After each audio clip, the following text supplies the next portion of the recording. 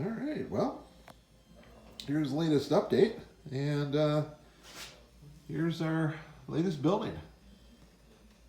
We got the bus station done. Um, as you can see, the sign isn't working properly. So it's supposed to say bus station, but it just says bus ion. Uh, so we'll have to see if we can fix that or replace that. It was working just a little while ago. I think there's just some kind of glitch inside the wiring. It happens sometimes in Miller Engineering. And we have the other going on here. So I started working on this project Friday morning. And this is actually the largest building that I scratch built so far. Now, if you remember when I was talking about this before, that I was going to have a fully detailed interior with the waiting room and everything. It just got to with the wiring between the wiring and the mezzanine to hold the electronics for the signs. There just wasn't. It just didn't look right. It would have been a lot more work just to make it so you could open up a side of it and take a look inside. I am going to put a grill restaurant in on this side, and then some booths over here. Grill restaurant here, booths over here. And here's the waiting room, so I'll have some benches, some people waiting. And I gotta put some signage out and stuff like that. So there'll be something in the windows. It's just a matter of getting things together. I just got a bunch of TVs in for my buddy Rolando, and so I'll be stocking at Zenith shop, the Carl Hungus repair shop, pretty soon. And let's take another look at that bus station, huh?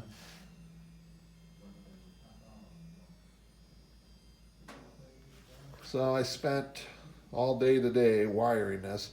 Now I started this on Friday, and I started my rest of my scratch builds. I started with just a pile of styrene sheets. That's about all I start with, and some shapes like girders and square tubes, stuff like that, and add in the windows and doors. And the windows are HO scale, and the doors are S scale, 1/64. And you can use O scale or HO scale windows in buildings because there's so many different sizes of windows. So who's to say if that's the correct size or not? Anyways, so we got all the lights working. Let's take a look around back here, huh? We got a light on the side, the alley light. Let's get a shot going down here. There we go. There's the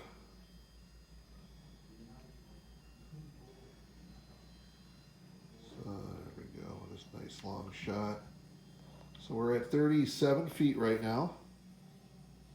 Currently, I'm thinking of going to 40. I have enough room. I know I said before many times that I was going to stop at 38 or 39 feet.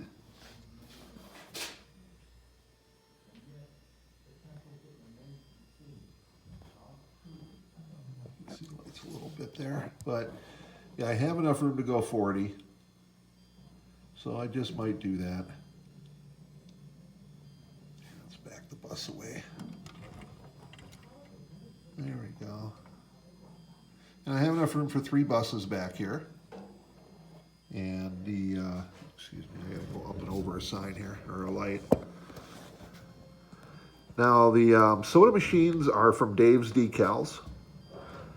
And they come as kits. So if you're interested in getting any of these, they're nice little kits. He provides the LED with it, or does he? I think he does. You'd have to take a look. I can't remember if he provides the LED with the machine or not, but it's all set up so that you can put an LED in the back of it. So it's not a problem. And I did a video on these before, so if you look in the past, watch some of the old videos, these should pop up.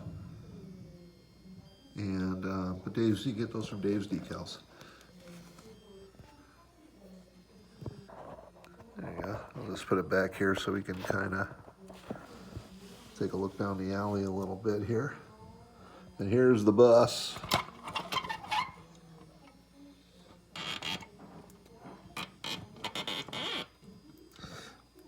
Now the bus is a white rose.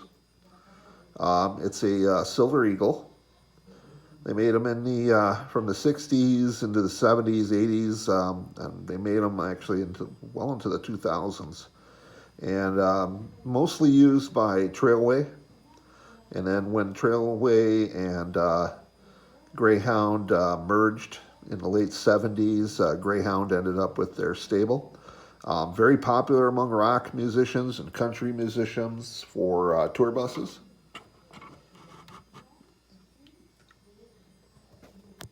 And I'm having my friend Rhonda, the decal queen, who does a lot of my custom decals. She is making a 1960s liveried decal set for my buses, and I'm going to do a special on converting to buses. And so we'll actually have Greyhound buses. Now they won't be what they used in the 60s. This is 1969, so they would have been using like MC6s, I think, MCI 6s, MCI 5s maybe. Of course, you know, the Silver Side's probably still around back then. Some of the General Motors buses that they used in their fleet, they tended to keep their buses a long time. So in the 60s, you'd have saw just a bunch of different buses that they were running. They were running some of their own buses at that point, plus they were still running some of the old GM stuff. And then later on, they started with the acquisition of Trailways, they started running the Eagles. So it's not totally correct, but this is the only 1/64 scale bus that I found that they do have some modern buses. A couple companies have come out with some modern buses, but as far as the vintage buses, there's a Flexible out there that you sometimes see with Menards Christmas stuff. That is a good 1/64, but that's an older bus. That's a 50s, late 40s into the 50s, through the 50s into the 60s bus. But this Wild Rose Eagle is pretty much it. So, but I'll do another video on that. So enough of rambling on here. Let's take another shot down here. See the whole thing if we can here. I'm basically right up against the far wall, so I can't go any further back. There we go. There we go. That's a nice shot.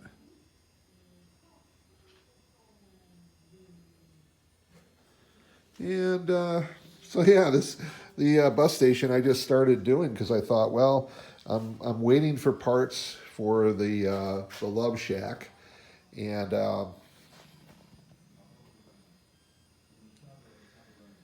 so I'm waiting for parts for the Love Shack.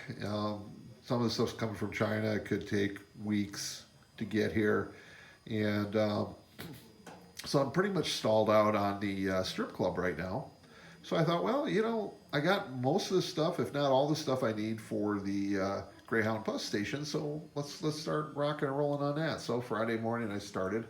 I got about 20 hours into the bus station. As far as material costs, with the lights and the signage, probably looking about $200 in materials right there, pretty easily. I'm looking at probably about almost $80 just in styrene costs. It took a lot of styrene sheet to build this. And that's unfortunately, they're not making that stuff any cheaper. So what else we got going on? I just got a load of TVs in for the for Carl Hungus, as I said earlier. And I just kind of got the Love Shack sign on batteries right now. I just thought I'd put it up where it's going to go. It's at a weird angle, but that's pretty much where it's going to be.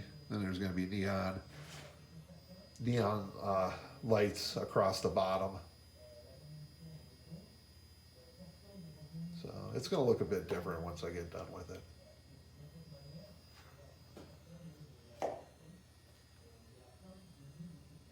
There we go. I'll take another shot that way. Still got to do the Chimmy's lowrider sign. I just got to do it. I got the materials for it. The letters are here. This is going to be kind of a busy week. My wife's got a lot of appointments, so won't probably get a whole lot done. So I pretty much carpe per diem on the my days that I had. I think I got a bit done. Let's take a nice pan of the whole thing here. Nice slow pan.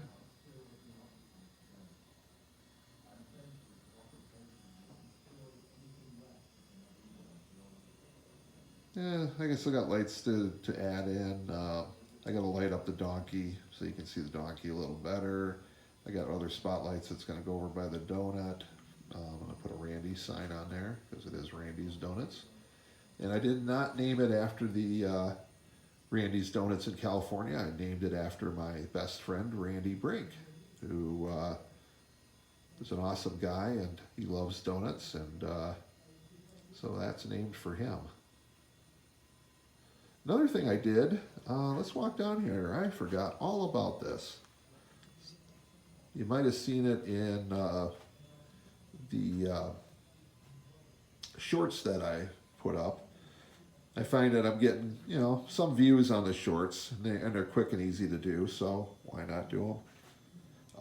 One thing that was really exciting, though, one of the shorts I did, the 40 mile, or was it? Might have been 40 miles to Vegas. It was one of the shorts that I did this last week with the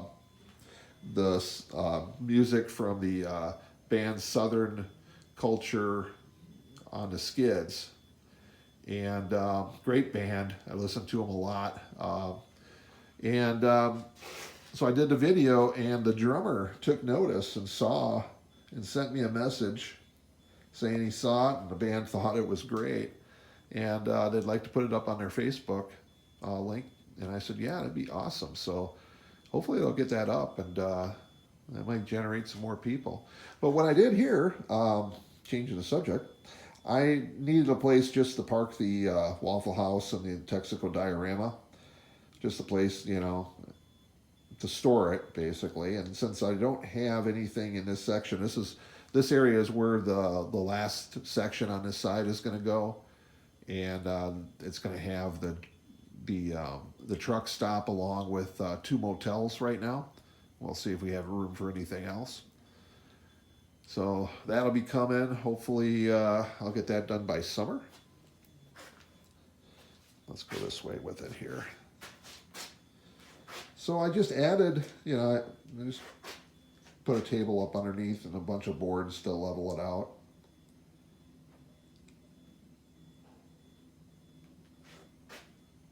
So there's